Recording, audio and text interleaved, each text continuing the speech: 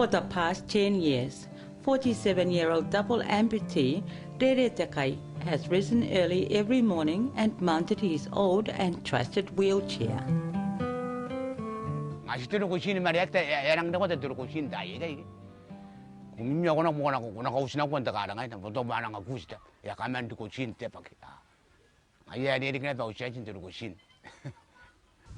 Despite the real difficulties of maneuverability and the rough terrain, Rere is one of the more fortunate of the physically impaired.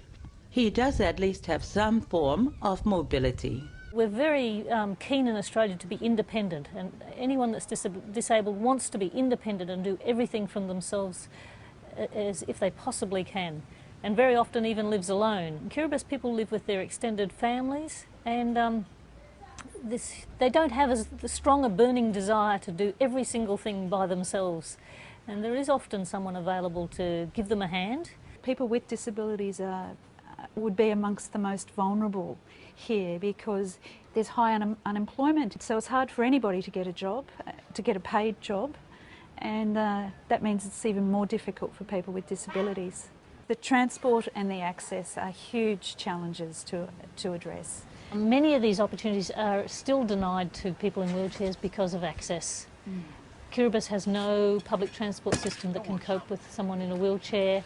The roads are so rough, there are no footpaths. Our rehab building here may have wheelchair access. It'll be the only one in the country just about with wheelchair access. We often have a wheelchair user who's a totally competent, capable person, but because they can't physically get into a building or get to a place, they are denied access to work experience or any of those sorts of things. Kerry and Di have brought their experience and expertise under the umbrella of Australian Volunteers International, AVI. They're based here at the local rehab centre at the hospital. Motivation Australia have funded 60 wheelchairs to come to Kiribati. They're a rough terrain wheelchair, 50 of them are. They've just got 3 wheels. The front wheel is a nice big large caster that can cope with all the rough ground. Someone will make a referral. It might be a family member come to ask and say, is there any chance of a wheelchair for my father or mother who can't walk? Because we actually only have 50 of the rough terrain wheelchairs, we're having to be quite limited with who we can hand them out to. So we're assessing them and taking the most needy.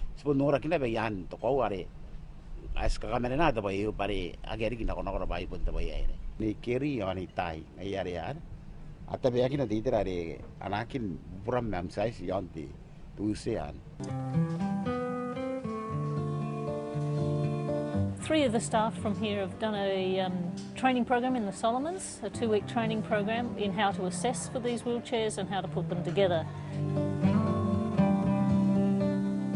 We really have to often make do here. I can't just go to my store cupboard and grab a piece of foam or a piece of something that might be the right shape or size. I can't order a piece of equipment. It really is looking at what you have and working out how we can adapt that or change that.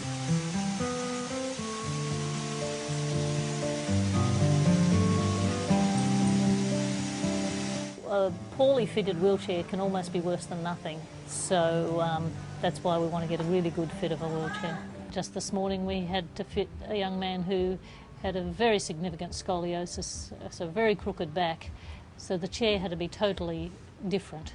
Okay, we know how to make the standard one, let's make one that's different now. Almost like throwing out the rule book and starting again. Today's the day, and 2 clients have come to take delivery of their new wheelchairs. To actually see one is, their eyes sort of light up, and it's so shiny and new. Usually they're pretty keen to get in. Rere is so keen to get in that he's climbed aboard the wrong wheelchair.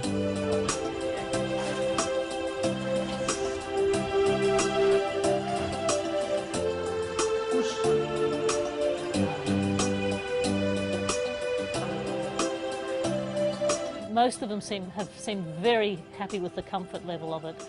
These have a lovely big cushion on them, which is not available in any other wheelchairs in Kiribati so far. They can't believe how smoothly it manoeuvres around.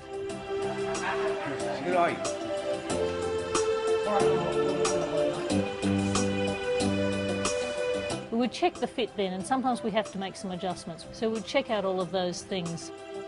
And now it's time for housekeeping.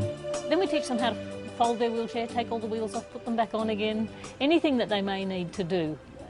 They get a little toolkit with their wheelchair. They're talked through everything, even how to wash and dry the cushion. We would make sure they understand safely how to negotiate around on a rough ground.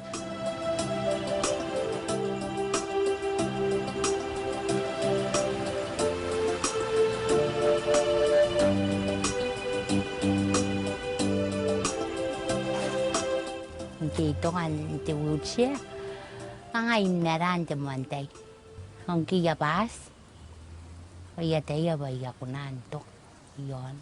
Ikukulay ba ya tayo ba ya kunan sigun ni mene yon jaka ni mene, ibu ako yorak, singay tiara ke, ide de bau, aki arang awa, iro ko yo sinako irin na. We're trying to set up a process of follow-up that'll how they'll be followed up by the team here. I think particularly of one woman who's had difficulties walking for many years, and she fell down a well as a child. She missed out on much of her education. The principal didn't want a disabled child at his school, so told her it was time to go back to her home island. She even applied for Teachers College, but on the grounds of her disability they wouldn't accept her. That's good. But she found a way to work as a preschool teacher, so she did that despite her disability. And now she's been working as a caretaker in a Maniabe, but in a very sedentary way. So since getting her wheelchair now, she's not doing much of her role as the caretaker of the Maniabe. She's been going out to people's homes and praying with them, and being like a catechist in many ways as a part of her church. And we have difficulty catching up with her because she's usually not home every time we want to see her, and that's really exciting because she loves the fact that she's now independent. We can arrange for the physio to come. I'm certainly involved with the whole process of the wheelchair program. However, that's not the focus of my work. So my role is with Australian Volunteers is to work more generally with people with disabilities and to build links between the rehab department here and with the Disabled Persons Organisation for Kiribati, which is called Te Toa Matoa, and do community development work with that organisation. My name is Regina. In any given day, I might be going to a women's organisation in the morning and an educational institution in the afternoon to talk about how we might be involving more effectively people with disabilities in those organisations. And I'm very aware that I've come from a very privileged background. I've had a good education, I've had access to good health care, and along with that I've always wanted to use the privilege that I've had. Yes, I guess how do we finish? We only have another 5 months to go here. We feel like that there's a year's more work to be done. How do we finish in a way that leaves people ready to take themselves on? Leaving people in a strong enough position to go, we don't like it how it is, let's see what we can do about it and fix it. I hope that we don't leave people passively waiting for the next imatang to come along and help them some more, but maybe have them in a position where they feel like they'll take it on. Any small victory in the world of disability is hard-won and very precious.